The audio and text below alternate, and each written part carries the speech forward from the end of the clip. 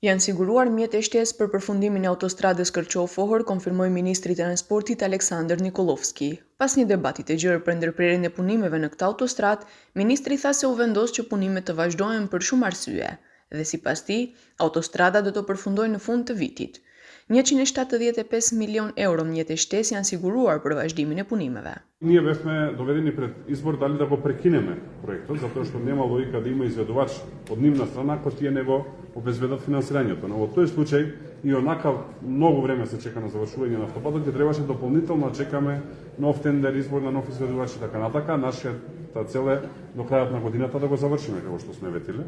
И затоа решивме да продолжиме во однос на финансирањето. Ние никогаш не оставаме да немаме втор план или план Б, ние го имавме планот Б уште пред да се обратиме кај нив.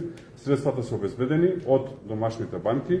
Nikolovski foli edhe për autostradën Prilep-Manastir, e cila duhet të përfundojë në vitin 2029. Во делот на инфраструктурата само што доаѓам од увид на градежни активности на автопатот Прилеп-Битола, таму работата оди одлично. Она што го добив како ветување од изведувачите е дека веќе стендната пролет ќе можеме да возиме по првите километри автопат на потегот од Прилеп до Битола, а согласно рокот, односно пред рокот, и да се заврши целиот автопат. Рокот за завршување на овие проекти е крајот на 2029 година. Доби ветување дека пролетта 2029 година ќе имаме комплетно автопатско решение од Прилеп до Битола.